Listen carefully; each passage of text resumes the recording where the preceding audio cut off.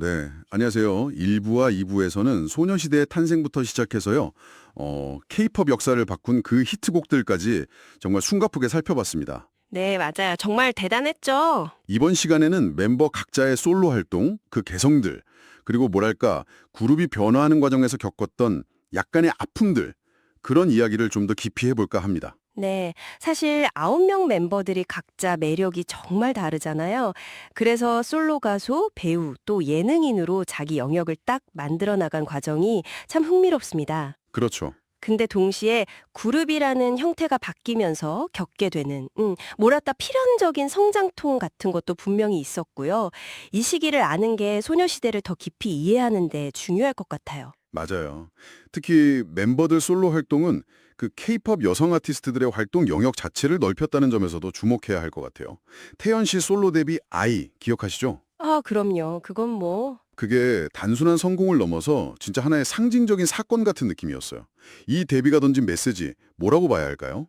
태연 씨는 그 소녀시대 메인 보컬이라는 타이틀도 물론 대단하지만 그걸 넘어서 자기만의 음악 색깔, 그 깊은 감성을 정말 오롯이 보여줬거든요. 네네. 발라드부터 뭐 팝, R&B까지 장르도 엄청 다양하게 했고요.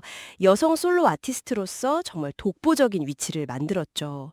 이건 뭐랄까 후배 아이돌들한테 솔로로도 이렇게 성공할 수 있구나 하는 가능성을 보여준 진짜 중요한 이정표죠. 티파니 씨 미국 활동이나 서현 씨 뮤지컬, 연기 도전도 그렇고 효연 씨 퍼포먼스 중심 활동도 진짜 빼놓을 수 없고요. 아, 그렇죠. 각자 강점을 딱 살려서 다른 길을 찾아갔다는 게 참 재밌어요. 맞습니다.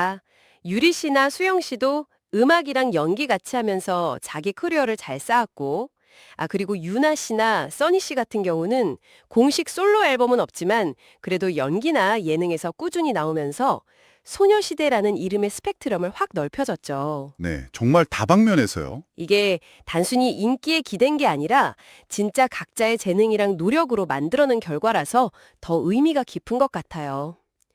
K-팝 그룹 멤버들이 어떻게 성공적으로 개인 활동을 할 수 있는지 그 모델을 딱 제시했다고 볼 수 있죠.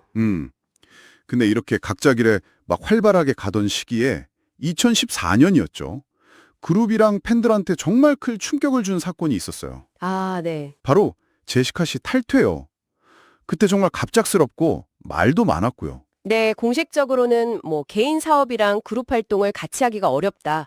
이게 이유로 나왔었죠. 네, 그랬었죠. 근데 그 이후에 제시카 씨 본인이 한 이야기나 뭐 여러 가지 정황들을 좀 보면 단순히 스케줄 문제라기보다는 멤버들이나 또 회사와의 관계에서 좀 복합적인 갈등이 있었던 게 아닌가 짐작하게 되죠.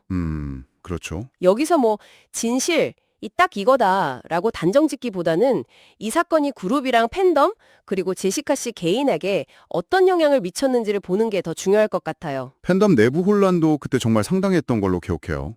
워낙 구명 완전체에 대한 팬들의 애정이 컸으니까요. 그렇습니다. 이 사건이 아이돌 그룹의 어떤 지속 가능성 문제라든지 개인 활동이랑 그룹 활동 사이의 균형, 또 회사와의 관계, 뭐 이런 여러 지점들에 대해서 생각할 거리를 많이 던져줬어요. 네, 여러 가지로요. 제시카 씨 개인한테는 소녀시대라는 그 거대한 울타리를 나와서 홀로 서기를 해야 하는 어려운 과제였을 거고, 또 남은 멤버들한테도 변화에 적응하고 팀을 다시 정비해야 하는 그런 시련이었을 거고요. 그래서 관계에 대한 뭐 여러 가지 해석이나 추측이 지금까지도 계속 나오는 거겠죠.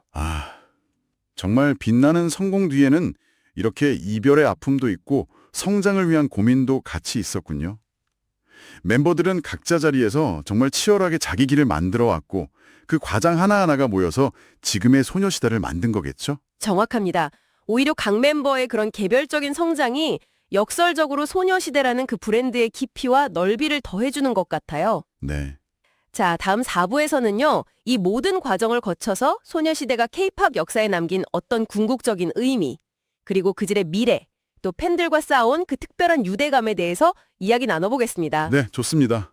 지금까지 저희가 나눈 이야기 속에서 당신의 기억 속에 가장 강렬하게 남아있는 소녀시대의 순간은 언제인가요? 한번 이렇게 되짚어보는 것도 좋겠습니다.